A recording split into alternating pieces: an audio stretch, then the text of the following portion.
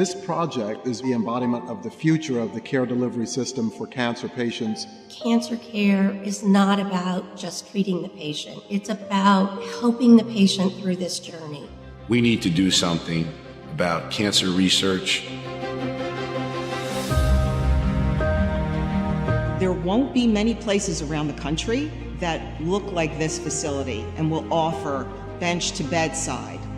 Those advancements in that research, you naturally elevate the level of care. The pediatric unit is going to be transformational for the children. So they're not thinking about, I'm here for my cancer treatment. There is something magical about this place. It's a setting where patients are going to benefit from a multidisciplinary environment where the physicians can all come together. It's important to be wrapping a blanket around the cancer patient and taking some of that burden off of their shoulders. We've looked at how light can enter the building. The environment's colors are that of nature. Nature provides healing. We've made more progress in the last 20 years of cancer research than we had in the prior 200 years.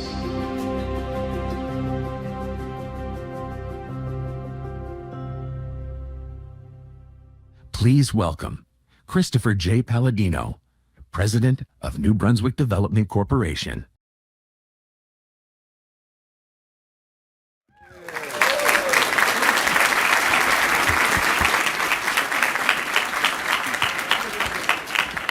Good afternoon. I've been told that it's not only good luck when your daughter gets married and it rains, but when you open a cancer center. But good afternoon. Welcome to New Brunswick, the Robert Wood Johnson University Hospital campus, the ribbon cutting for the Jack and Sheryl Morris Cancer Center at the Cancer Center, Rutgers Cancer Center, brought to you by the Robert Wood Johnson Barnabas Health System. That's a lot, I know. Just try putting it on a sign. Trust me, we've tried. It seems just like yesterday that we held the groundbreaking for this building. It seems just like yesterday that Barry Ostrowski gave us the green light to start construction. It seems just like yesterday that Chairman Morris came bounding into a meeting, pulled me aside, and said, I just interviewed the next director of the Cancer Institute, Steve Labuti. He's going to be great. And as he walked away, he looked back behind his shoulder just like only Jack could and said, and by the way, I promised him a new big building.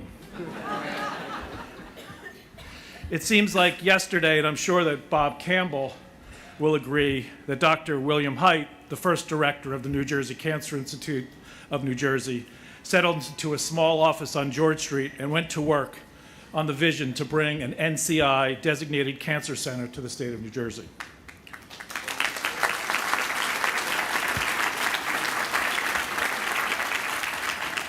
That's a lot of yesterdays, but more importantly, the Rutgers Cancer Institute has always been about tomorrows, the tomorrows that have been granted to patients over the last 3 decades, and all the tomorrows that will be granted to patients and their families by the treatment and research conducted at the Jack and Sheryl Morris Cancer Center in the decades to come. The Cancer Institute has had a long list of supporters over the past several decades that support has contributed to the Institute's success, growth, and ability to serve more and more New Jerseyans. We're honored to have many of those people with us today. Governor Chris Christie, Governor DeFrancesco, Senator Smith, Senator Digan, Senator Zwicker, Senator Greenstein, former State Senator Steve Sweeney, Assemblyman Greenwald, New Brunswick's own Assemblyman Kevin Egan, Assemblyman Danielson, Karabinchek, Assemblyman Stanley, Assemblywoman Drulis. We also have Governor Murphy's former Chief of Staff and former U.S. Senator George Helmy, Governor Murphy's current Chief of Staff, Tim Hillman. I always want to call him Fred. Governor Christie's former Chief of Staff and currently the CEO of Cooper University Health, Kevin O'Dowd. Governor McGreevy's former Chief of Staff and current member of the Rutgers Board of Governors, Gary Taffet. Amy Towers, the current chair of the Rutgers Board of Governors. The chair of Cooper University Healthcare, George Norcross. And the Commissioner of the Port Authority of New York and New Jersey, Kevin McCabe. We thank you all for your support and look forward to your continued support.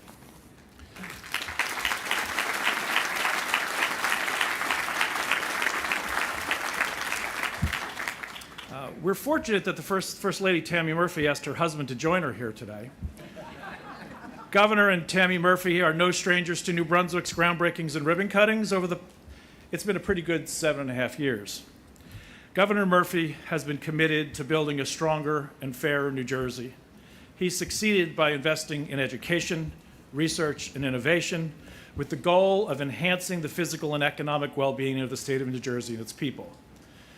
When you include Governor Murphy's other favorite project, the Helix and the Jack Sheryl Morris Cancer Center have created and are creating 4,500 construction jobs with our building trade partners and 3,600 permanent research, clinical, and support positions while expanding medical education and world-class cancer care. We all talk about not wanting to travel out of state for world-class cancer care. Cancer doesn't travel well. Frankly, many people in New Jersey don't even have that choice. Governor Murphy, the Jack and Sheryl Cancer Center will make New Jersey not only stronger, but it is certainly providing access to cancer care which is fairer and more equitable. Ladies and gentlemen, the Governor of New Jersey, Phil Murphy.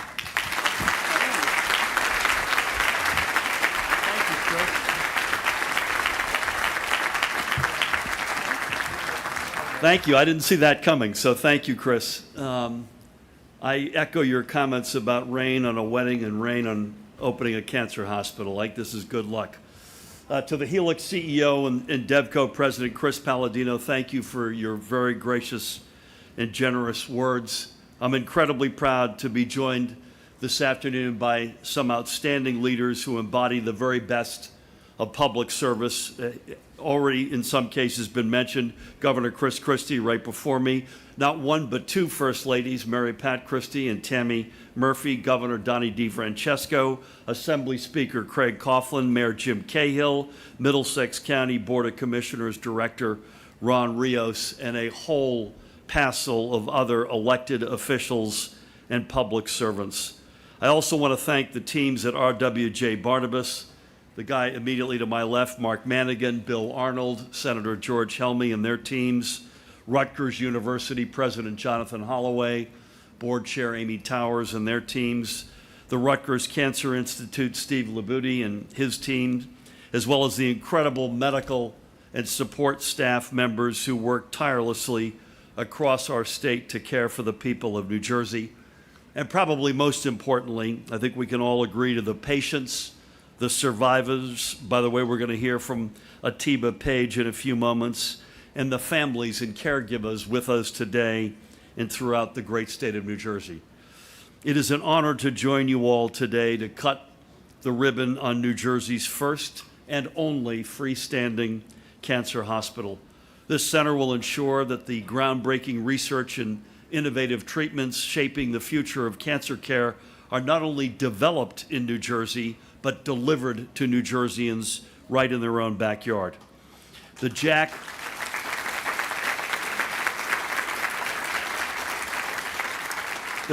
and Sheryl Morris Cancer Center, God bless you both, and more on each of you in a moment, is a shining example of how New Jersey is living up to our well-earned reputation as the medicine chest of the world. We uphold that reputation every single day with the support of our universities, medical schools, and industry that attract some of the world's best talent. These innovators are already developing groundbreaking treatments with the power to change lives. To continue driving medical progress, we are also building new hubs for innovation across the state, where researchers, private companies, premier academic institutions, and leading entrepreneurs are working together to keep New Jersey at the cutting edge of treatments for everything from chronic disease to cancer. And here at the Morris Cancer Center, New Jersey's dedication to innovation and discovery will be matched by our deep dedication to serving patients, caregivers, and their families. Bringing the Morris Cancer Center to life was a true team effort born out of a shared love for our neighbors battling cancer. We work closely with our legislative partners, and I want to thank them, to provide more than $100 million in federal funds for this project. And we could not have asked for better partners than our leaders here in Middlesex County and at RWJBarnabas Health. Their commitment to this project has been crucial to getting it across the finish line. And let me extend an extra special thank you to a dear friend, Jack Morris, whose unwavering dedication,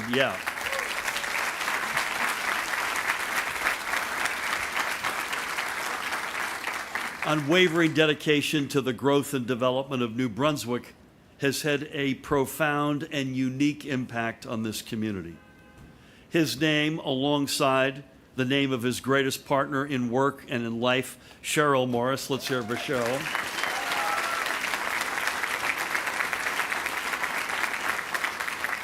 Their names adorn this building. Growing up on the other side of the Albany Street Bridge, Jack never imagined that he would be part of saving and changing so many lives.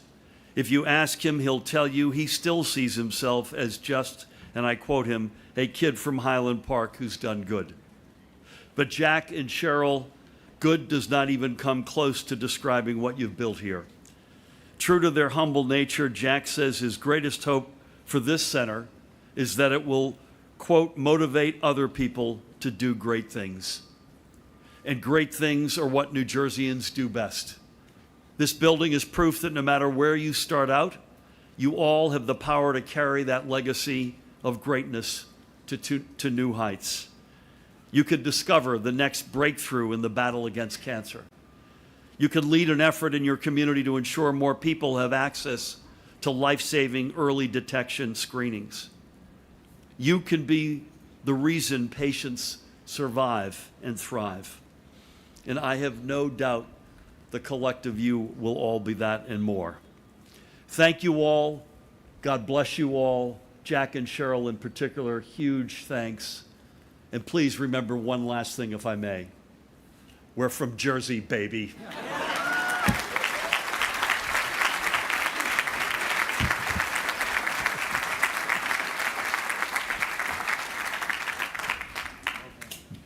Speaker Coughlin, Middlesex' own, has been a champion for New Jersey's innovation economy, and nowhere else does his shared commitment with Governor Murphy shine brighter than here in New Brunswick. Whether the $14.5 billion Economic Recovery Act, spurring projects like the Helix and Nokia Bell Labs, or his strategic responsible handling of over $6 billion of federal ARPA dollars to invigorate the state's post-pandemic economy.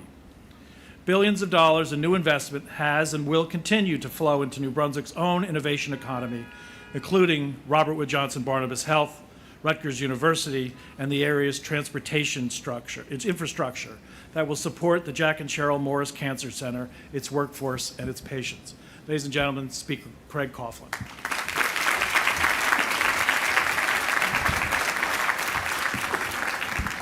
Good afternoon, everyone. It's such a pleasure to be here on such a remarkable, special day. And I don't know whether it's good luck or not, but I do admire the courage of the person who doubled down and said, nah, let's keep it outside. So thank everybody for coming out. Despite the weather challenges and despite the fact that it may have been tricky to get in here, the truth of the matter is this is a remarkable special day. And I want to make sure to thank Chris. Chris Palladino is really good at everything. All of you who know that understand what he's capable of doing, and this is another example. So Chris, thank you for your work.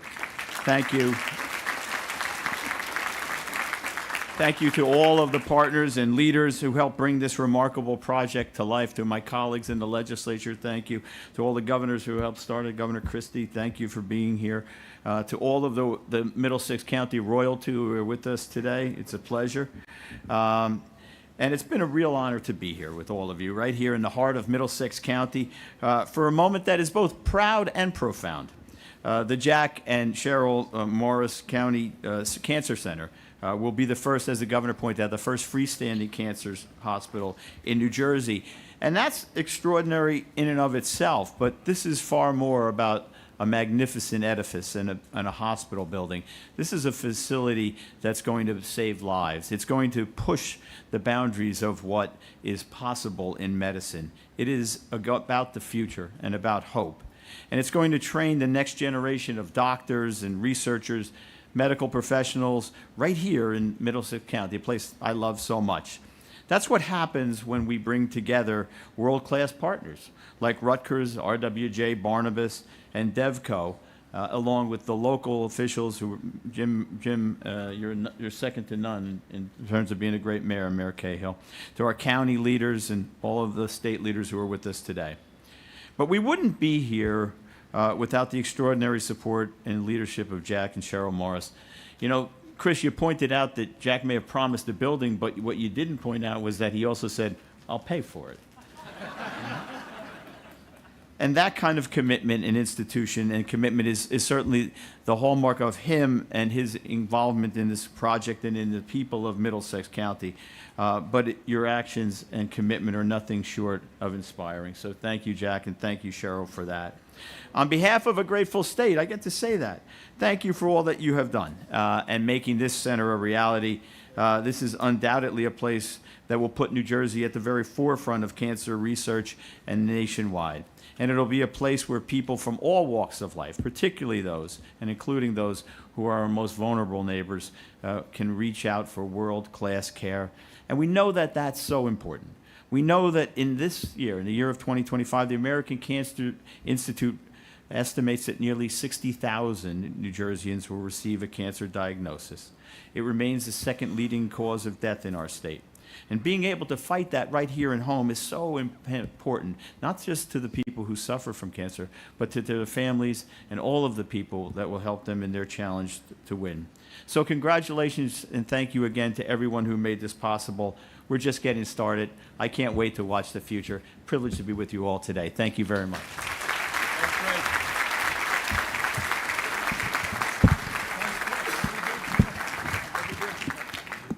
I don't want to step on the speaker's applause, but I want to keep this moving. I don't believe that there's anyone that I've had the honor of introducing more times than our next speaker. His leadership and our partnership is truly unique, and one of the reasons New Brunswick is one of New Jersey's great success stories. I cannot recall a project where the mayor was more hands-on through COVID, negotiating the process of making this site available with all of its complexity. So many calls with Barry. And not only this project, but the Blanquita Valenti Community School, a state-of-the-art elementary school just a few blocks away. Whenever I called the mayor with a new twist, a more polite word for problem, he would just say, Chris, I got this. Ladies and gentlemen, the mayor of the city of New Brunswick and my good friend, Jim Taylor.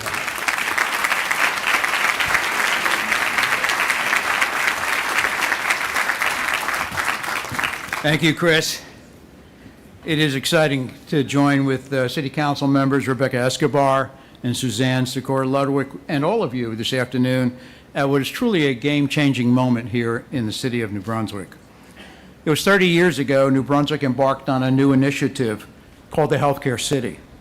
We saw the potential of the healthcare industry as an economic driver, addressing three of the crucial elements of our redevelopment criteria: to create jobs and put more people to work than ever before so they can take better care of themselves and their families, to provide greater access to health care and a healthier lifestyle, and to be a welcoming community that provides the opportunity for a better life and where people are proud to call home. The opening of the Jack and Sheryl Morris Cancer Center raises the Healthcare City and our community's ongoing commitment to healthcare, innovation, and compassionate treatment to a crescendo.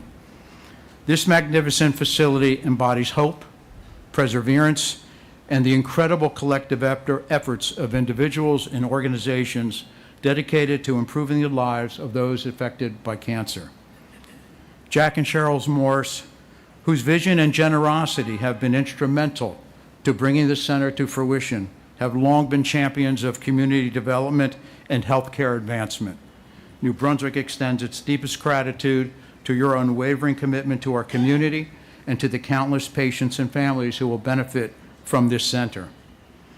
The Morris is a powerful example of what can be accomplished through collaboration.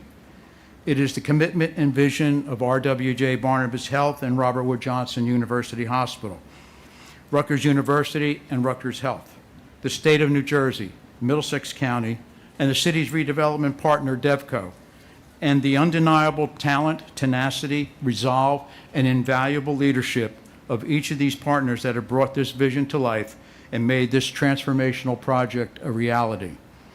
To Governor Murphy, Speaker Coughlin, our 17th District team with Senator Smith and Assemblyman Egan and Danielson, Director Ron Rios, and all the county commissioners, to RWJ Health President and CEO Mark Manigan, Rutgers President Jonathan Holloway, Rutgers Cancer Institute Director Dr. Steve Labuti, RWJUH CEO Bill Arnold, and DevCo's Chris Palladino and his outstanding team.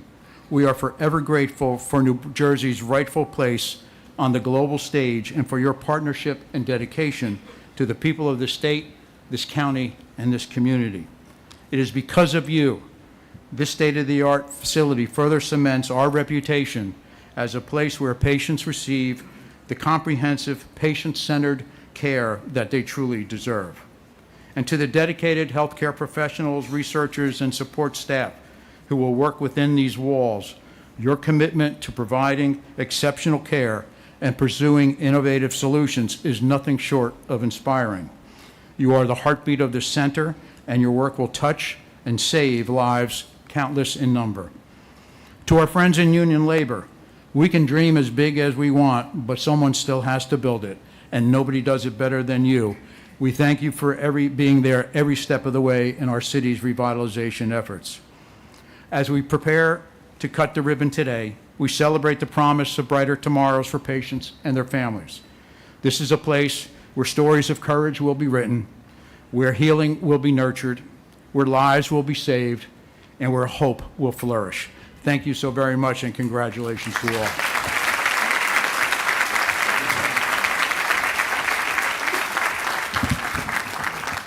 Critical to any project are your team and your partners. They take our vision and help make it a reality. When I asked why I'm so quick to recommend the Gingoli organization to others, I always say it's easy. First, Michael and Joe Gingoli have never let us down.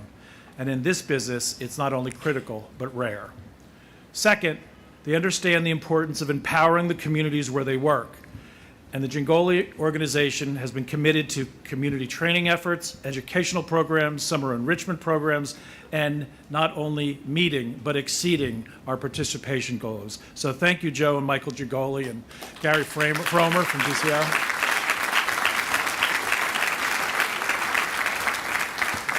I do need to recognize the man who talked me into taking this job 30 years ago. And he said, we're just going to do this for a couple of months, couple of years, and then you can get a real job. You can go practice law with Tony Kosha. George, Erin keeps asking me if it's time for me to get a real job yet.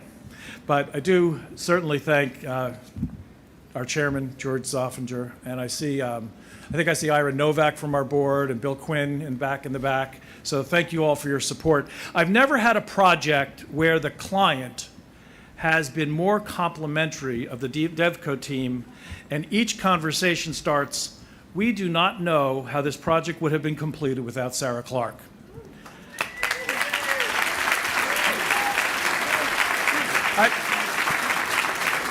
I'm sure she's in the building dusting the plants.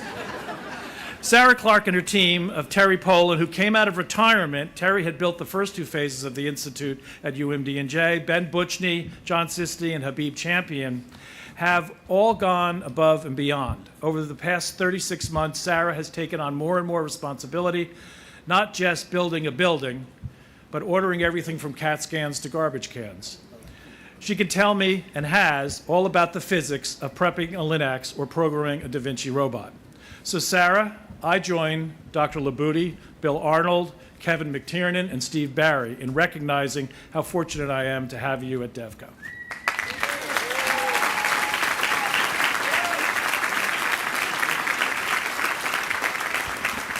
I can't say enough about our partners in Middlesex County. Commissioner Director Rios and County Administrator John Polomina and members of the Board of Commissioners have implemented an economic development plan that is the envy of the state and has put in place fiscal controls that allows the county to support projects just like this one. Middlesex County has provided grant funding, established educational and training programs at Middlesex College to support the Cancer Center's workforce of the future, and mobilized the MCIA and Executive Director Jim Polos to finance and operate the parking garage at the center. Our next speaker is always the first one to get up and say, "How can I help, Chris?" His activist view of government is one of the reasons that Middlesex County has the best workforce in the state. Ladies and gentlemen, please welcome Commissioner Director Ron Rios.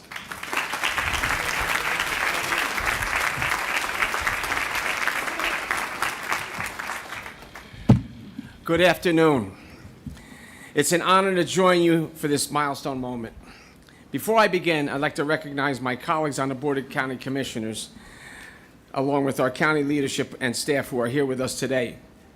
Deputy Director Nara, Commissioner Scott McCollum, Commissioner Koppel, Commissioner Tamaro, Commissioner Ascona-Barber, and Commissioner Kenny. And we also have our surrogate here, Cortez. I'd also like to take a moment to recognize key leaders and partners who helped make today possible. Governor Murphy, Speaker Coughlin, Director of Rutgers Cancer Institute, Dr. Stephen Labuti, Rutgers University President Jonathan Holloway, and President New Brunswick Development Corporation, Chris Palladino, and of course, RWJBarnabas Health Leadership and staff. Our collaboration with RWJBarnabas Health is one that has grown over many years. It began under the leadership of Barry Ostrowski and continues today with Mark Manigan, whose dedication and partnership have helped bring this project across the finish line. This long-standing relationship reflects a shared belief in innovation, equity, and service to our community. Together, we've pushed the boundaries of what's possible in public health and innovation. 5 years ago, Middlesex County made a bold and visionary investment, $25 million, toward the creation of New Jersey's first freestanding cancer hospital. Today, that vision stands before us as the Jack and Sheryl Morris Cancer Center, a world-class facility and a powerful symbol of what public-private partnership can accomplish.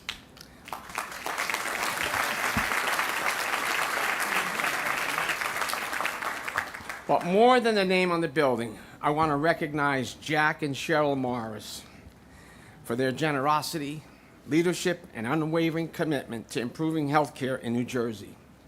Their contributions, both seen and unseen, have changed countless lives and helped make this vision a reality. I've heard Jack say many times, and I quote, that no one should have to travel far to get the best cancer care. We can provide it right here in Middlesex County. And he's right. Cancer affects too many families, my own included. I lost my mother to pancreatic cancer, so I understand the suffering families go through when a loved one is sick. This facility will make a tremendous difference in the lives of patients and their families, and I cannot express enough my gratitude and appreciation to Jack and Sheryl for their incredible support. I hope they know the positive impact that their contributions will have for generations to come. This center is more than a hospital. It is a beacon of hope, healing, and progress right here in Middlesex County. By bringing cutting-edge research, education, and treatment, this partnership includes a brand new sterile processing technician program piloted at RWJBarnabas Health, which will soon be offered at Middlesex College, and updated curricula for patient care technician and certified medical assistant. This partnership also expands internship, volunteer opportunities, and job placements for students across the RWJBarnabas Health network. Additionally, workforce development resources such as incumbent worker training and access to the Skill Up Middlesex learning platform designed to upskill current RWJBarnabas Health employees. We have a rich legacy of life sciences in our county, and it continues to evolve. The RWJBarnabas Health Workforce Partnership will grow right alongside it, ensuring that the people of Middlesex County are positioned to thrive in this fast-growing life sciences sector. On behalf of the Middlesex County Board of County Commissioners, I want to extend our heartfelt congratulations to everyone who made this moment possible. The Jack and Sheryl Morris Cancer Center will have a lasting impact not only on this community, but New Jersey as a whole. Thank you.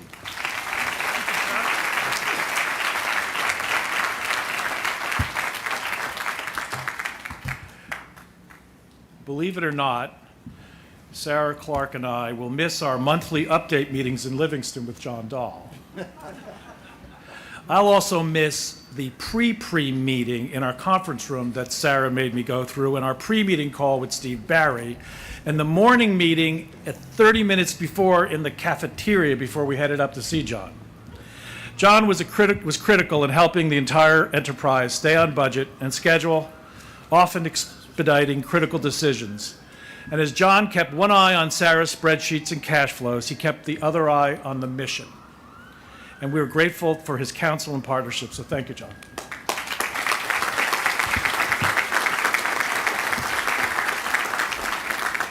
Bill Arnold is our version of rock and roll legend James Brown. He is the hardest working man in healthcare. In addition to serving as CEO of the Robert Wood Johnson University Hospital, he serves as the Executive Vice President of the Southern Region for Robert Wood Johnson-Barnabas Health. Bill has not only set Robert Wood Johnson Hospital on a strong financial path, but has built bridges in the local community here. Bill's unique skill set has fostered an esprit de corps between Rutgers Health, the medical school, the cancer center, and the Robert Wood Johnson-Barnabas Health System, accelerating recruitment and program development for the state's largest academic healthcare system. It's my pleasure to introduce Bill Arnold, our leader here in New Brunswick.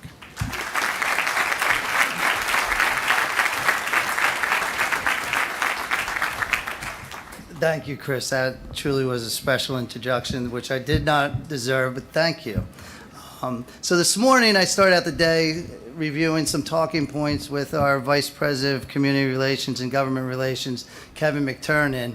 And as I went through them, he told me a story. And now that everyone hit my points, I'm going to tell this story because I think it's worth telling.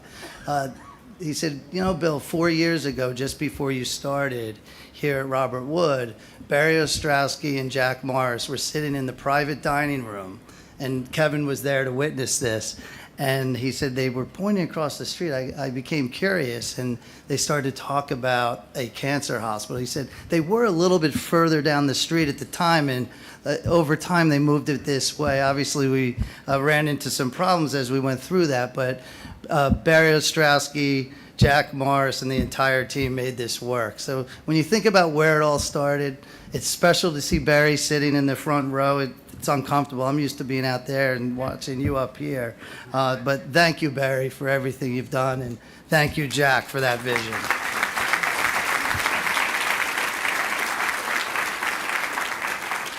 So I think about the time I've had with Jack over the last 4 years, and every day we have conversation about the Jack and Sheryl Morris Cancer Hospital. And as we've had those conversations, I don't know if he is aware, but he always weaves in a family story. So I think it's special to see his daughter here, Sam, his other daughter, Gabby, Sheryl, Grandma Gloria, Ray, and the entire family just here celebrating, standing behind Jack, never forgetting what he does every day truly means a lot. Without your support of Jack, we wouldn't get Jack, and I'd be in big trouble without Jack. So Jack, thank you, and to the family, thank you.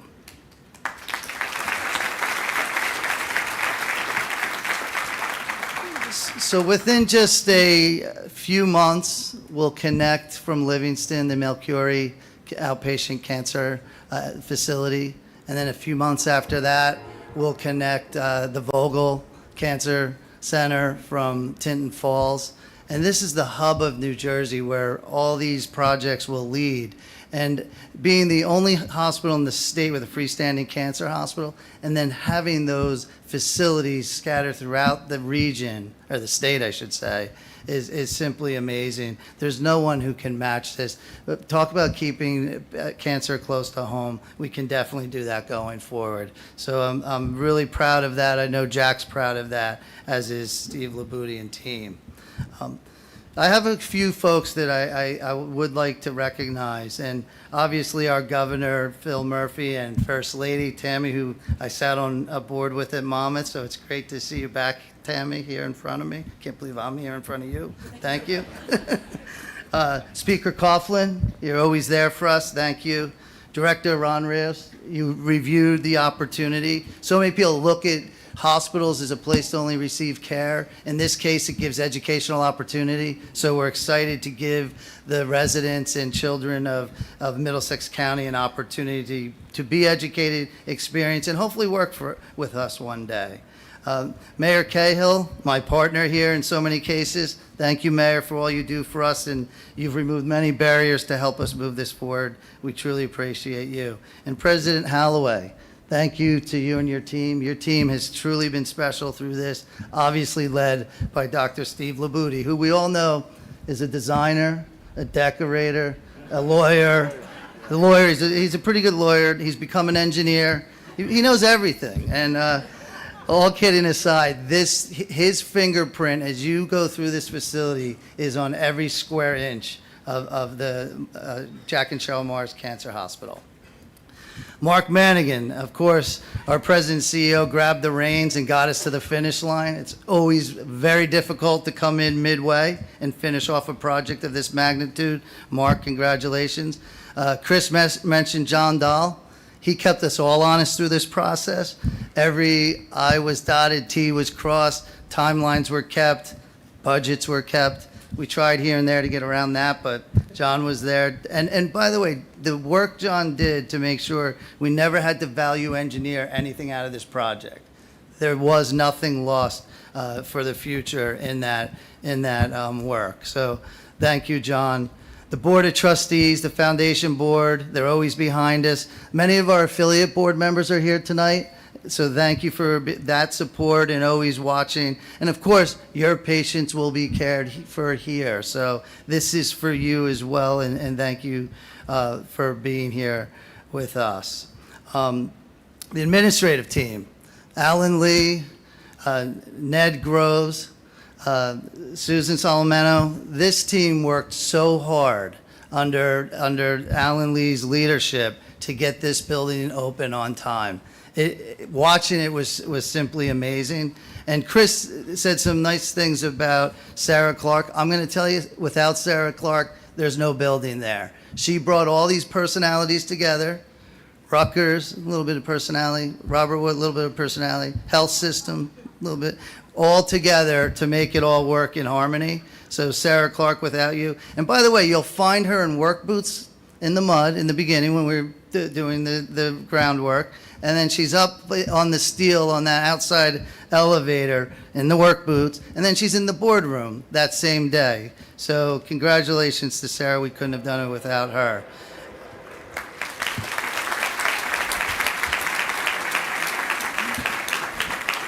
Joe and Michael Gingoli was mentioned, but I can't say enough about the partnership. I saw Joe earlier. I saw Michael over there. Michael kept me up to speed the entire way through this project. Thank you, Michael, for all that work. And two last things, and then I'll end. Something very special. When you walk by this building, from the day they broke ground to today, you see the men and women of labor. And I mean this. They took pride in building New Jersey's first cancer hospital. Whether they went through 4 cold winters, 4 hot summers, there was a little activity throughout New Brunswick that they endured, and they never stopped. They put their head up and made this work, and they all have their fingerprints on this. So thank you to the labor and the men and women that made this thing possible, this cancer hospital.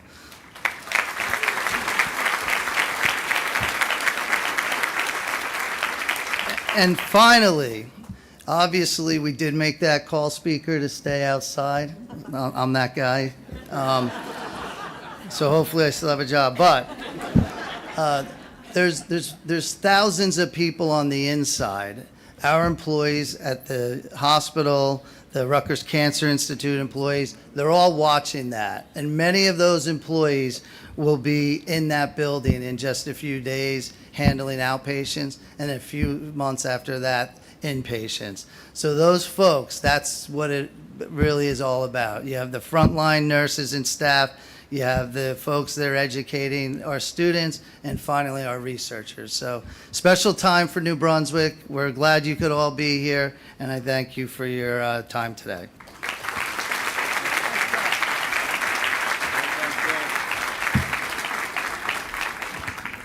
The first time I met our next speaker, it was over 5 years ago in the early days of COVID quarantine on Zoom. He had found a corner of his basement in Evanston, Illinois, where the Wi-Fi worked, and he was wearing a Northwestern t-shirt. He had not yet landed on campus, but he was well versed in the plans for the expansion of the Rutgers Cancer Institute and the Helix, and clearly saw the projects as a priority of his future tenure and willing to help. President Holloway has served as the 21st president of Rutgers University at a time when New Jersey and the nation faced enormous racial and political unrest. We were fortunate to have a leader who was insightful, as an insightful scholar, with a calm and unifying voice and seemingly unbounded empathy. During COVID, he made Rutgers a national leader in following the science, listening to many of you here in this audience, and took steps to assure the health and safety of the 100,000 students, faculty, and staff at Rutgers. Against the backdrop of these challenges, he oversaw the expansion of Rutgers research activities that now approaches $1 billion annually. And as he prepares to leave my alma mater, Rutgers is now ranked amongst the top 15 public research universities in America.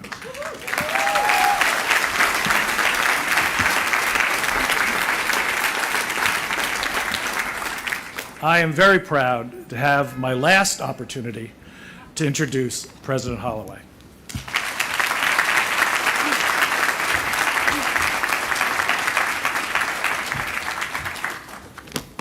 Thank you, and good afternoon, everybody. I'm really excited to be here today, not only because I'm under the tent, but I'm excited to be with you celebrating this milestone. Today we celebrate the opening of a center of healing and recovery. Equally important, we celebrate an initiative that is integral to Rutgers University's research enterprise. This center will change lives and shape the future of cancer care and research for generations to come. If you can't be excited about that, I don't know what will excite you. So many people and supporters have brought us to this moment. We wouldn't be gathered here today without the vision, generosity, and determination, particularly of Jack and Sheryl Morris. And I don't use the word vision lightly. Because of Jack and Sheryl, we will see lives changed and lives saved. Because of Jack and Sheryl, we will see new treatments, and with all hope, new cures emerge. Because of Jack and Sheryl, we will see our knowledge of cancer expanded, redefined, and reimagined. And along with Jack and Sheryl, we are also very grateful to so many different partners, many of whom we've heard from today, our close friends in Middlesex County, our valued partners at DevCo, our leaders in Trenton, and of course our important collaborative colleagues at RWJBarnabas Health. I also want to acknowledge the leadership and vision of Dr. Stephen Labuti, Director of Rutgers Cancer Institute, and Rutgers Health Chancellor Brian Strom. As I stand here now, recognizing important friends of the Rutgers Cancer Institute and thinking of many others, I'm reminded of what we have come to call the Rutgers values. Those values drive everything Rutgers does. Expanding access to academic excellence, building community, advancing the common good. The Jack and Sheryl Morris Cancer Center stands as a beautiful expression of those values. It will provide countless training opportunities for graduate students and future clinicians. And it is an undeniable and essential building block as we continue to construct the community we want to be. Here, Rutgers will pursue the common good relentlessly, with every ounce of creativity we have and every possible resource at our disposal. Why? Because surrendering to cancer is inconsistent with our values. Here, at Rutgers, we fight, and Rutgers will fight cancer until it is defeated for good. So I say all of the Rutgers values are on display today in full force. Whether it's the capacity to produce bench-to-bedside advances in state-of-the-art research laboratories or the simple freedom to stroll in a wellness garden with loved ones. All of that is the result of the tireless work of so many gathered here today. So to everybody, thank you. You are all truly ambassadors of Rutgers excellence. Thank you.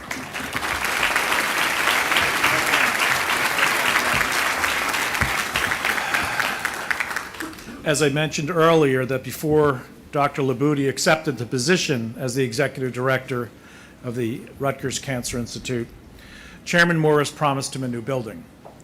And not just the third phase of an existing facility, but the development of the state's first standalone cancer hospital.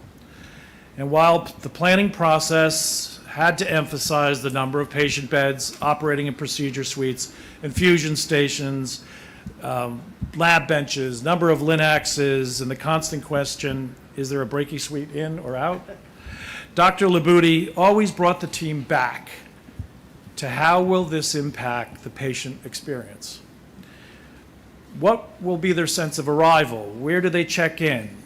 His favorite, how does the exam chair work for patients and clinicians? The furniture and the technology in the patients' rooms, real plants in the lobby. And it was actually Dr. Labouty who suggested the Day at the Jersey Shore theme for the pediatric unit. Dr. Labouty would often say, I want the patient to feel like they have been wrapped in a blanket. Given your attention to detail, Steve, I'm sure they will. Please welcome the inaugural William Height Director of the Rutgers Cancer Institute, Dr. Stephen Labouty.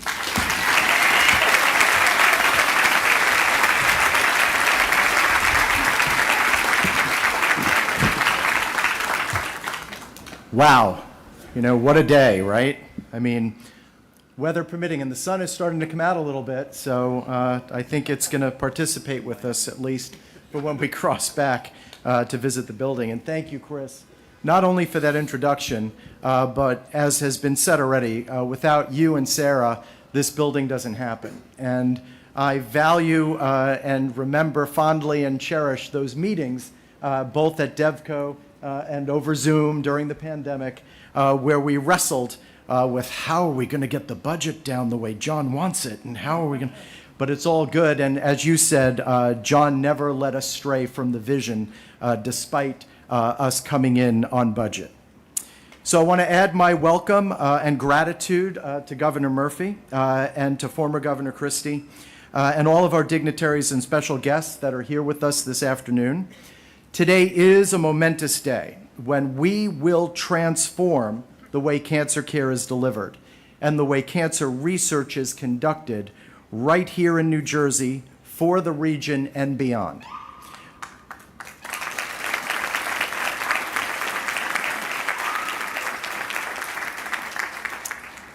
Assembly Speaker Coughlin said at our redesignation event a little over a year ago that this facility is for the people of New Jersey and anyone outside of New Jersey smart enough to come here for their care. And I couldn't agree more with that sentiment.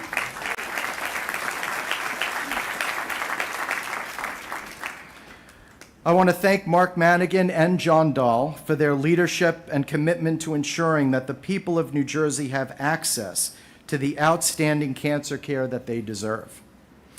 I want to once again thank Chris Palladino and Sarah Clark from DevCo for their unwavering support and navigation through this process. I mean, Bill made reference to different hats that I wear, but I certainly wasn't the architect or the developer that could develop a building like this on my own, and I certainly appreciate all of their mentorship through the process.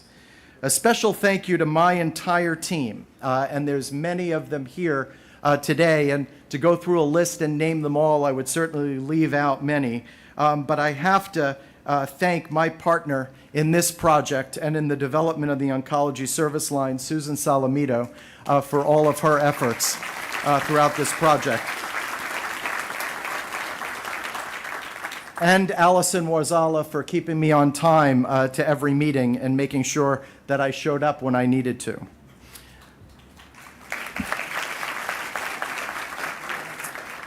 I have to thank my wife, Mary, who's here today, whose unwavering support makes all this possible. My children, my sister, and my mom, who's here today. And of course, thank you to Jack and Sheryl Morris for their vision, support, and confidence in me in helping to bring that to life. As many of you know, I began my career in the intramural program at the Clinical Center of the National Cancer Institute.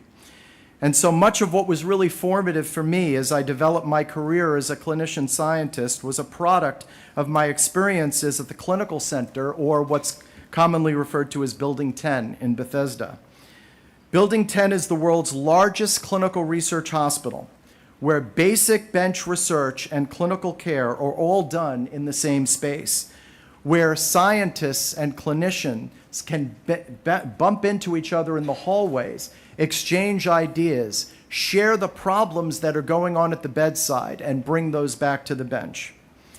My experiences at the National Cancer Institute and in Building 10 were a tremendous inspiration and model as I worked with the architects, the staff, and our partners, as well as the input from our patients in helping to design the Jack and Sheryl Morris Cancer Center. And it's my hope that those same spontaneous interactions between scientists and clinicians will occur in the Morris and lead to the next great discoveries that will help reduce the burden and suffering of cancer across the nation.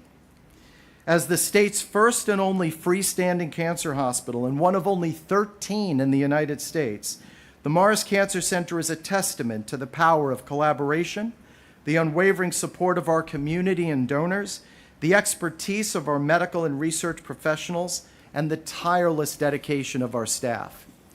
Designed with the patient as our centerpiece, the Morris Cancer Center creates an exceptional patient experience to enhance healing and recovery. It is a compassionate and supportive environment for the delivery of cutting-edge cancer care, leveraging state-of-the-art technology and the latest advancements in medicine, including innovative clinical trials, cellular therapies, and precision-guided treatments. As New Jersey's only National Cancer Institute designated comprehensive cancer center, I had to get that in, Mark, it is our mission and our responsibility to conduct groundbreaking research, provide the most advanced cancer care, and serve as a pillar to the communities we serve. The Jack and Sheryl Morris Cancer Hospital, sitting at 12 stories and 520,000 square feet, is devoted solely to the world-class cancer care and research. The Morris Cancer Center houses 88 infusion bays, 80 exam rooms for adult and pediatric outpatient care, 96 inpatient beds on 3 floors, and a dedicated floor housing 9 state-of-the-art operating rooms, infrastructure to enhance the development and deployment of the latest innovative clinical trials, and a colorful Jersey Shore-themed clinic space for our pediatric patients. There are also state-of-the-art laboratory facilities to support an additional 10 research teams made up of 10 researchers per team, so 100 new investigators, enabling the translation of scientific discoveries from the bench to the bedside and back to the laboratory in an expedited manner. These laboratories are connected physically by a sky bridge to an additional 35 research teams and laboratories in our legacy Rutgers Cancer Institute building, a building, by the way, that Bill Hite, who's with us today, designed.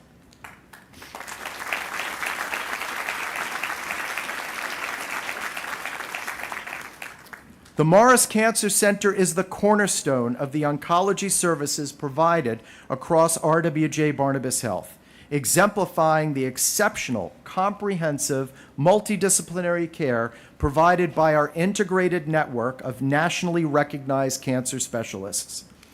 We know that cancer doesn't travel well, and we don't want our patients to be further than 15 or 20 minutes from exceptional cancer care, which is why the health system, under the leadership of both Barry Ostrowski and Mark Manigan, has walked the walk, not just talked the talk, by making a $1.5 billion investment in oncology services across the Garden State.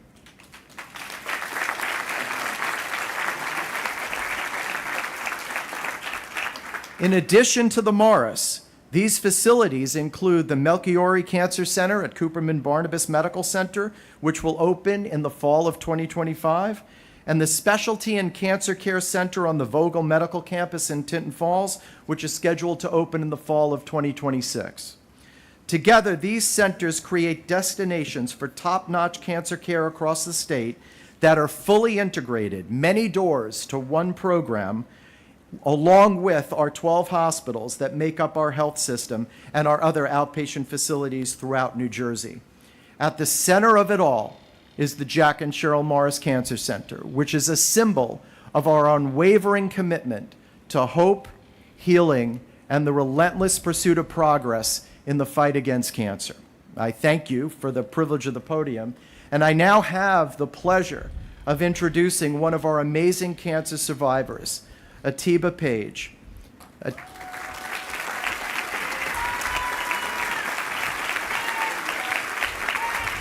I'm gonna brag on you for a minute, Atiba, if you'll allow me. Atiba Page is the Diversity and Inclusion Manager at Bristol Myers Squibb in Princeton, New Jersey, where she utilizes her extensive experience in recruiting and staffing from her time at companies like Sanofi and Johnson & Johnson. In February of 2019, Atiba was diagnosed with stage 4 breast cancer, a life-altering moment that prompted her to advocate for open discussions about cancer and mental health, particularly within the Black community. Following her diagnosis, she underwent 6 weeks of aggressive chemotherapy and multiple surgeries, all while transitioning to a full-time role at Bristol Myers Squibb, where she received tremendous support from her colleagues. Atiba actively serves on the board for Living Beyond Breast Cancer, LBBC, and is an LBBC Hear My Voice advocate, focusing on amplifying the voices of women of color. She founded Chronic Cuties, a support group aimed at helping individuals achieve professional success while embracing their authentic selves. Currently in remission,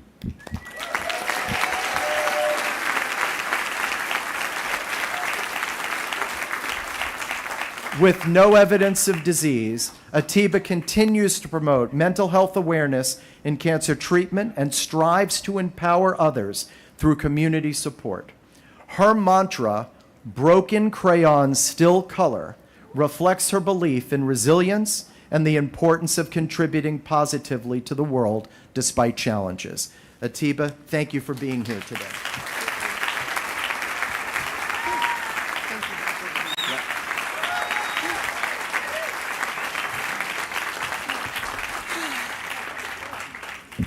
Before I begin, I want to say thank you to Dr. Coral Omeni. I wouldn't be here without Dr. Omeni. Thank you. Good afternoon, friends. My name is Atiba Page. I stand before you today as a daughter, a sister, an auntie, a caregiver, a community leader, and a very proud survivor of stage 4 inflammatory breast cancer. But more than anything, I stand here as living proof of what compassion, courage, and innovation can do when they come together.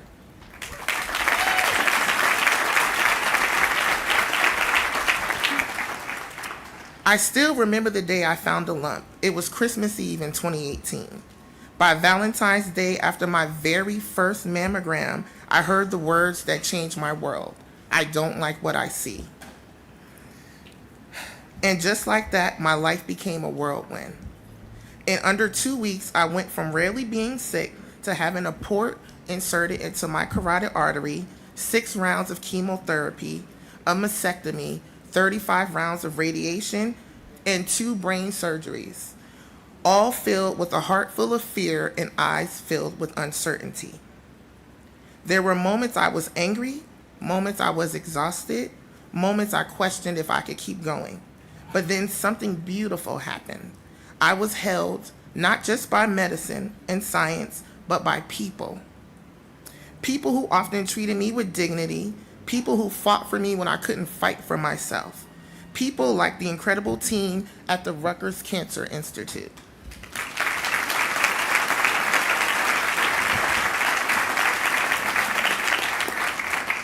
To the doctors, nurses, technicians, social workers, researchers, and administrative staff, you didn't just treat my cancer, you treated me. You treated my humanity, and for that I will forever be grateful.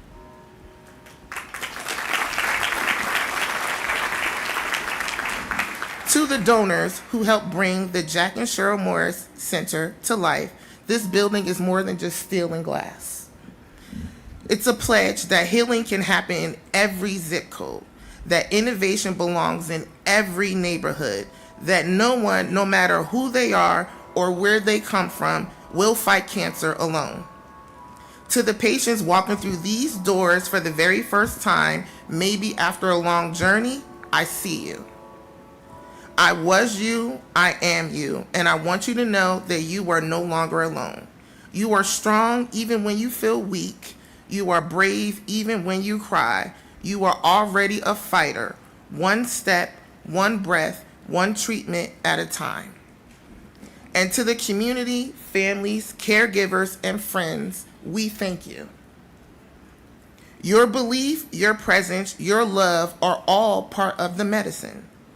Jack and Sheryl Morris, Dr. Labuti, Governor Murphy, and the collective power of RWJBarnabas Health and Rutgers Cancer Institute, and so many others, thank you for championing health equity, and thank you for being here right in the heart of this amazing community. This isn't just an opening, it's a new chapter, a brighter future, a louder hope. I am Atiba Page, I am a survivor, and I am still here looking forward to thriving with the innovative tools and resources and staff of the first freestanding cancer hospital right here in New Jersey, the Jack and Sheryl Morris Cancer Center. Because as the great Maya Angelou once said, I can be changed by what happens to me, but I refuse to be reduced by it. Thank you.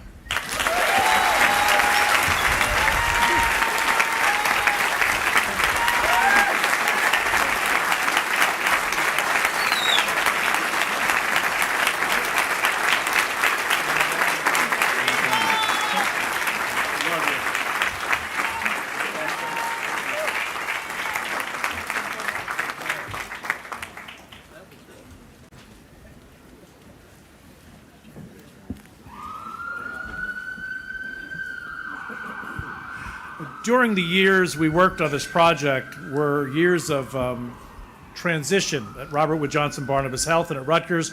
John Dahl went from being CFO to Chief Operating Officer. Steve Barry joined the enterprise as Executive Vice President for Facilities and Real Estate Development. Bill Arnold took over the reins of the hospital here. Amy Murtha became the Dean of the Medical School. And Barry Ostrowski, who launched this effort, retired.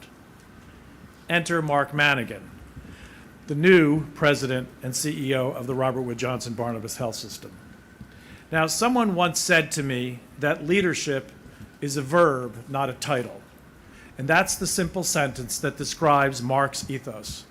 Whether it's in the boardroom, rounding in one of the hospitals, meeting with staff, or in one of those early morning check-in calls where he always starts with a cheery, "Hey, Chris, what's up?" Mark is thriving as president and CEO of Robert Wood Johnson Barnabas Health Systems because he leads by example and he makes all of us engaged in the enterprise better. It's my pleasure to introduce Mark Manigan.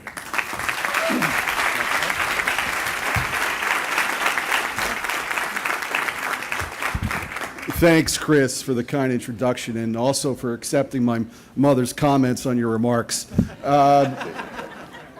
I'm here for the Jack Morris roast. Just kidding. Steve, I was glad to hear you did intramurals. I did intramurals well when I was studying. I was captain of the beer pong team at Phi Gamma Delta. Thank you.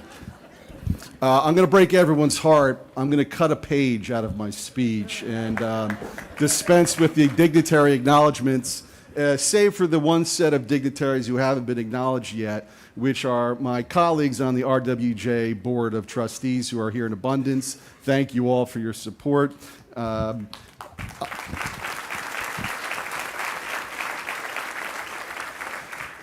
The journey that leads to this moment started 30 years ago with the vision of my friend and mentor, Barry Ostrowski. Barry's vision was to build an indispensable health enterprise with 3 platforms: a clinical platform to take care of the sick and injured, a social platform to focus on the social determinants of health, by the way, long before it was in vogue to do so, and the third platform, an academic platform in partnership with Rutgers, to not only invest in research, and the medical advancements of tomorrow, but to train the clinicians that will take care of future New Jerseyans. And that journey continued in 2016 when Barry, along with the late Mark Burson, partnered with Jack Morris and the team at RWJBarnabas Health to create RWJBarnabas Health. And soon thereafter, Barry and Mark and Jack got together with Bob Barchi, former president of Rutgers, and Brian Strom, and they married the state's largest clinical enterprise to the state's leading medical school. And when you see buildings like the Morris opening, and you see that giant building sticking in the sky at the end of the street there, the ambulatory medical pavilion opening last week, and you see the helix taking shape, and when you look at the improvements we've made in the building across from me with the state-of-the-art operating rooms and state-of-the-art emergency rooms and state-of-the-art ICUs, when you see the impact all of this has on recruiting scientists and physicians. In cancer alone, Steve and his team have recruited over 100 specialists and subspecialists in the last 6 years. What you see is the flywheel of activity envisioned by Barry and Mark and Jack and Bob and Brian, and you see it spinning in real time. And while we're really proud of the fact that folks who could get care anywhere in the world get their care at RWJBarnabas Health, we're equally proud of our commitment to the most vulnerable. RWJBarnabas Health's the largest provider of care to beneficiaries of the Medicaid program in the state of New Jersey by 2 times, and we're the largest provider of charity care in the state of New Jersey also by 2 times. And we do, I'll take it.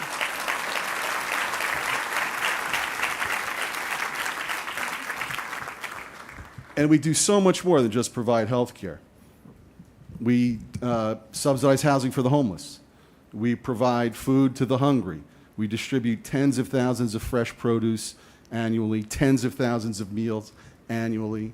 We buy local, we hire local. We distribute diapers to those in need. We built a school not too far from here on land donated by Jack and Sheryl Morris, where 800 kids go to school every day. And it's that righteous mission of service that leads us to our guests of honor. Jack and Sheryl, you are incredible partners, advisors and friends. Thank you for your leadership and your support of RWJBarnabas Health. On behalf of the system and the people of the great state of New Jersey, thank you for making this incredible day a reality. I remember I was working at the system for about a year when Barry said to me, Mark, you have to get to know Jack Morris better. That, and this will be of no surprise to all of you who know Jack, led to a series of dinners at Wolfgang's. And I didn't realize it at the time that those dinners were in actuality an extended interview, but it worked out. And Barry, I don't want you to worry. After a couple of years of intensive psychotherapy, I've recovered. But in seriousness, Jack, you've become a close friend, a confidant, and really an indispensable part of what we're doing together at RWJBarnabas Health, and I value our relationship deeply. You're a champion of the system's values, and along with Sheryl, an important investor in our mission. To Jack's parents, Ray and Gloria, and to Sheryl's dad, Alan Weingarten, congratulations, and thank you for producing. You've done good, thank you. And to Sheryl, Gabby, Sammy, thank you for sharing Jack with me and the system. We are better and stronger for it. And to the entire Morris clan, thank you for your family's generosity. You've touched the lives of so many. And now, without further ado, I'd like to ask my partner, Jack Morris, to come to the stage.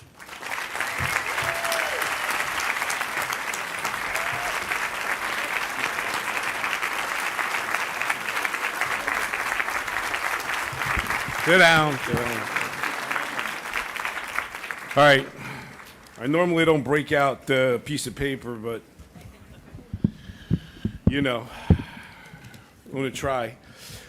I want everybody to know how humbled I am to stand here today. It was so almost 4 years ago that we had the groundbreaking, and it was easy for me because there were bulldozers and backhoes and things I'm real comfortable with.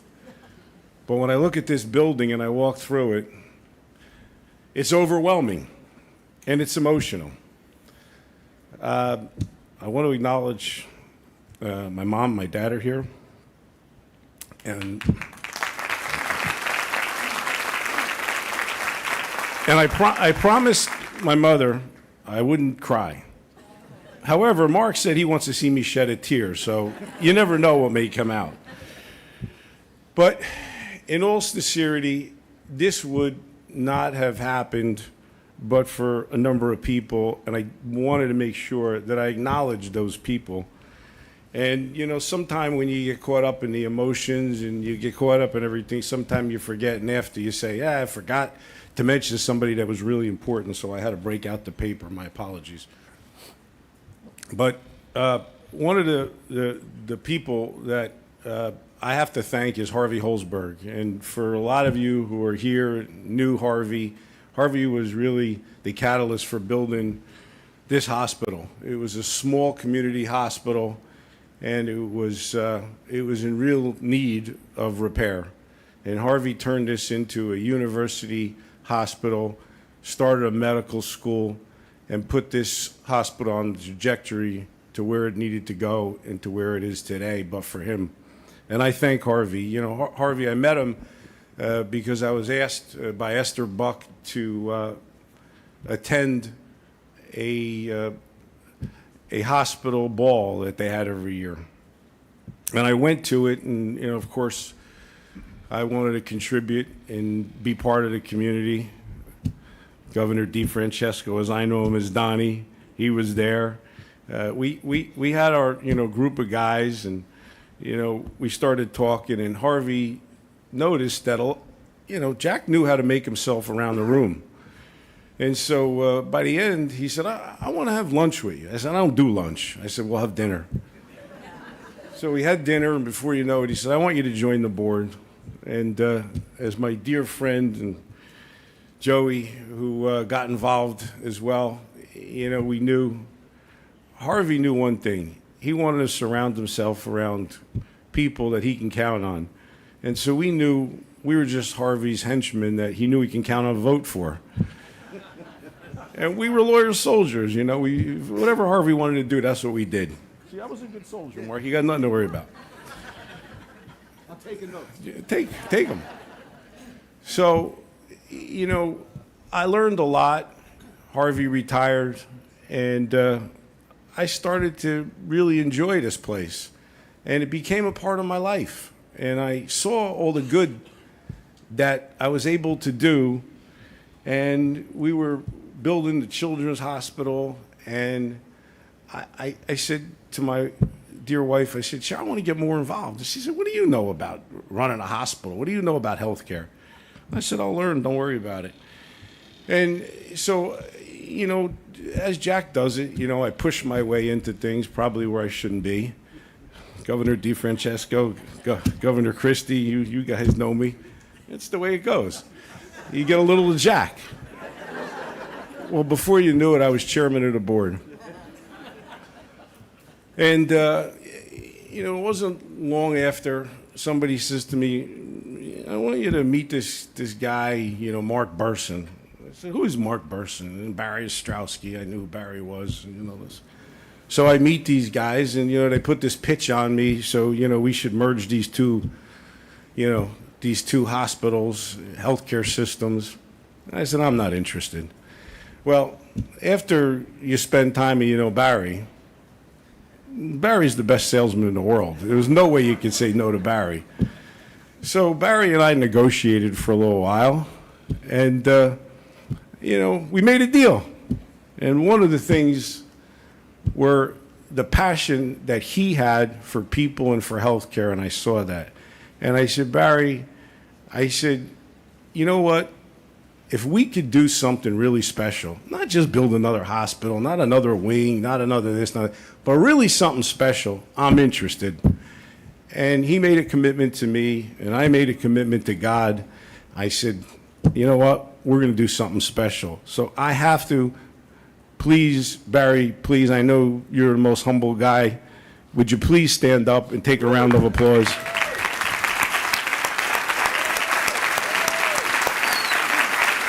I love you.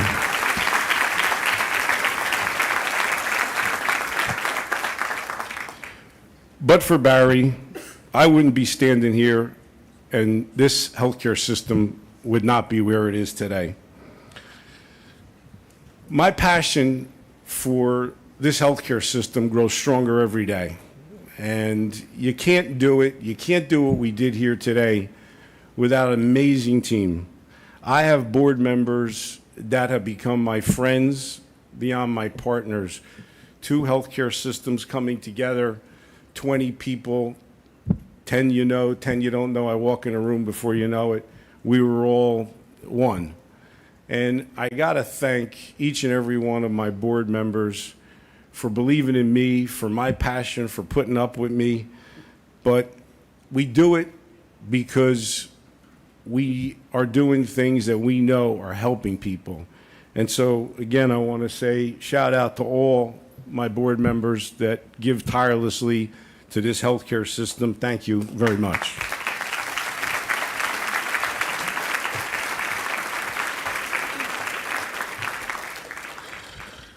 So, I don't know why, but, you know, they put me on this committee and they say, you know, we're going to hire a new director at the Cancer Institute, and, you know, do you want to interview some of the candidates?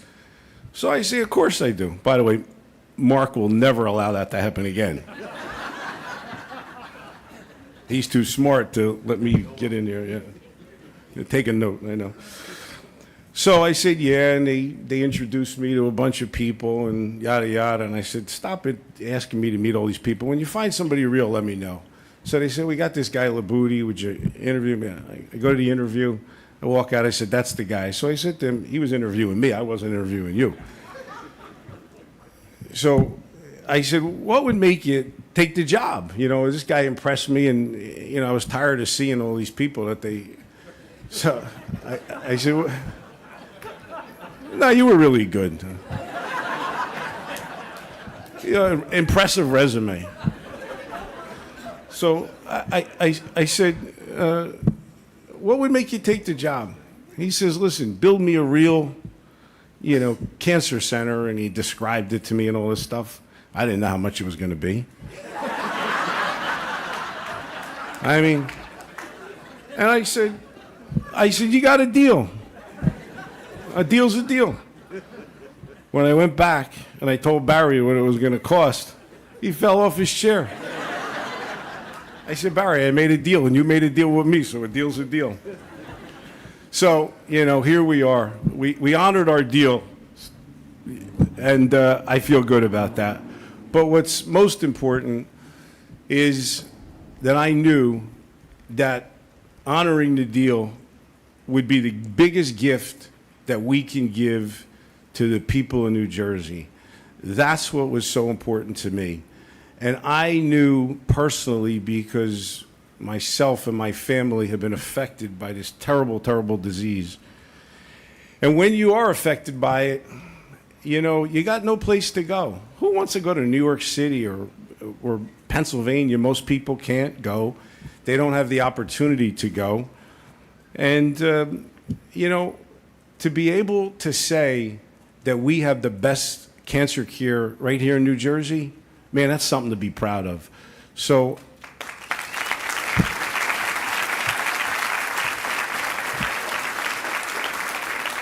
it's not just a building. You know, everybody's, oh, it's a beautiful building. When you go in the building, it gives people hope.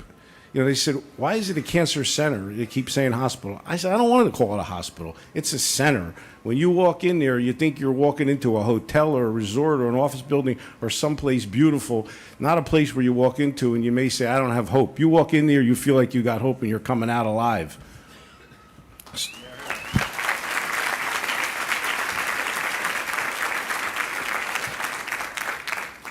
Well, I have to thank our partners at Rutgers, because without Rutgers, we wouldn't have the Cancer Center. We wouldn't have all of this. They've been amazing partners for me. I can go on and on. Brian Strom, I've been, with so many, Dean Murtha, so many of you have been great partners and great friends to me.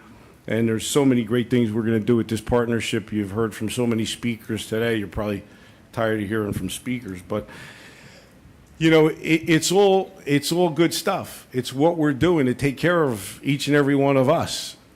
But what's really important is, and Dr. Labudi said it best, we are attracting talent from all over the country to come here, and it will be the center. Somebody says one of 12 or 13 in the country. There's nothing bigger and better. I know. I traveled around. I went to see him. I walked over to, Barry and I went to the one over there. Can I say the name? I don't want to embarrass anybody. We went to, him and I get on a helicopter. We go over, we see this thing, Smilo, whatever the thing is. Like, they don't hold a candle to what we have. But no, I'm being serious. So, we went over there. This is supposed to be, I said, Barry, show me the biggest and best. I want to see it. So we went over there. We see this. Now I understand. There's nothing like this in the United States of America. It's right here in Middlesex County, New Jersey.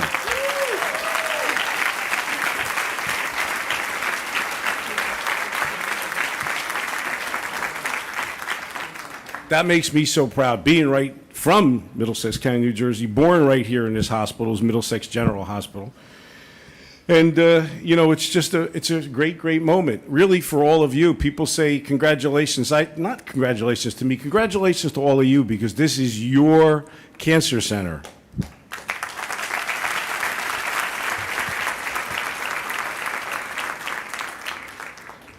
I gotta really thank, because it wouldn't be possible if it wasn't for some of our elected officials, and I want to thank all the elected officials that are here today.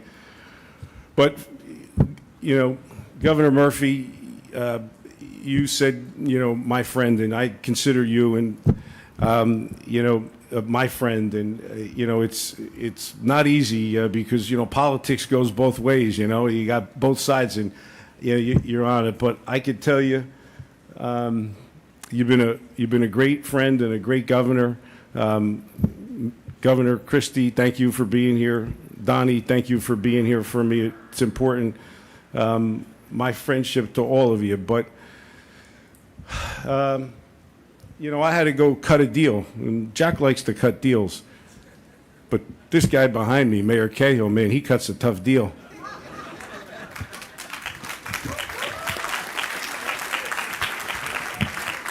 So, the rumor is true. Barry and I were in that cafeteria, and we were looking at some locations where we would put this thing.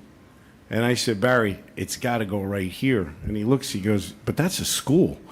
I said, anything could be done. It's just about money. So he said, all right, well, we got to go negotiate. Mayor Cahill, I got to take my hat off to you. You represented this city like no other. You got a new school. You got my property, which, by the way, I was happy to donate. And we took care of the people in New Brunswick. And what did we get? We got the best piece of land for this cancer center. Look how it's attached to the hospital. So the two of them can collaborate together and everybody can work how they need to work. I don't know what goes on every day inside of there. Mark doesn't want me to know. He keeps it a secret. But, and I got to say thank you to Bill Arnold, Alan Lee, and all of you who work tirelessly, and all of the healthcare workers. I want to make a big shout out for all of you who work tirelessly. I hope you can hear me. If you can't, I see you got cameras over there. Make sure a big shout out to all my healthcare workers from the bottom of my heart.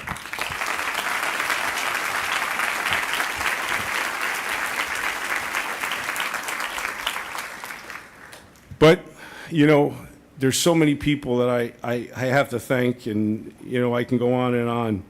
But the one who I have to thank the most is the guy I got to deal with for the next God knows how many years, and that's Mark Manigan. So I got to thank him, He wants to talk about a roast. We can roast each other and have some fun up here, but there's a bar over there, and he wants a drink.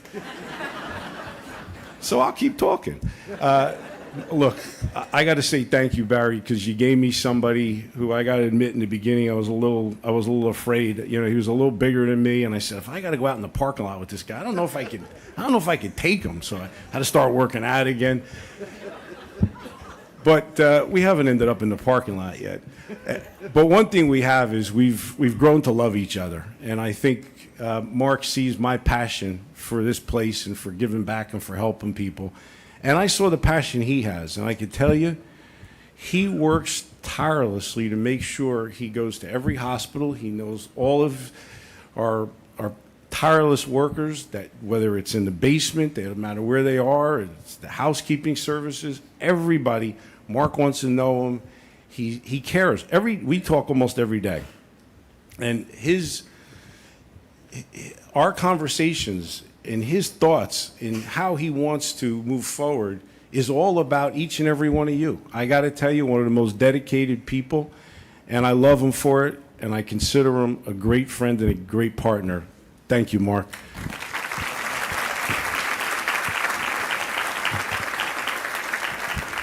It gives me great pleasure to know that my baby is in good hands, and I know it's in good hands with this team, because you work for this guy, you could do something wrong, you'll end up in the parking lot with him. And we bring the napkin, right, Mark?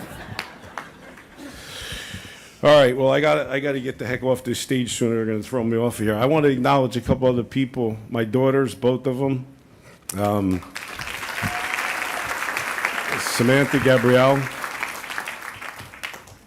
You know, this is the hardest part. Mark may get his wish, I'll try not, but I gotta thank my amazing wife, Sheryl.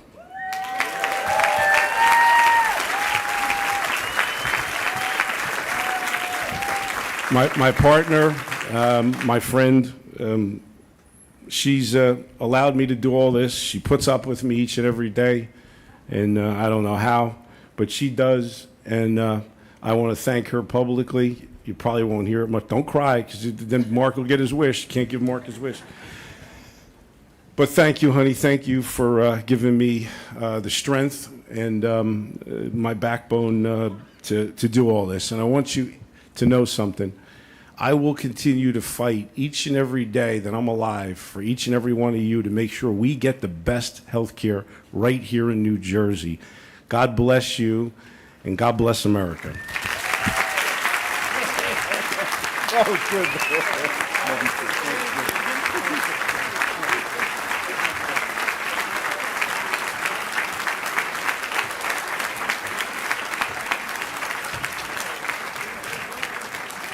All right, that concludes the formal part of our program, and Jack has signed off on the menu and the bar, so it took him a couple of weeks. He kept saying, I got to get Sheryl's approval. So before we go inside, if everybody could just hold still for a second, I'm supposed to invite the press over here to get the ribbon cutting thing, and then you're all invited inside. Wow. Where's the ribbon cutting?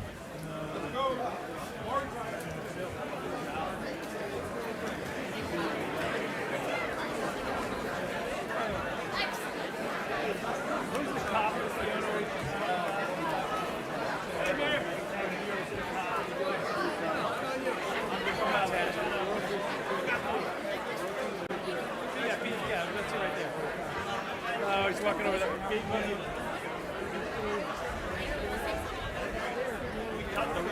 I kind of think we're going there. You did great. Yep. I'm so happy for you. I'm going to trip over it.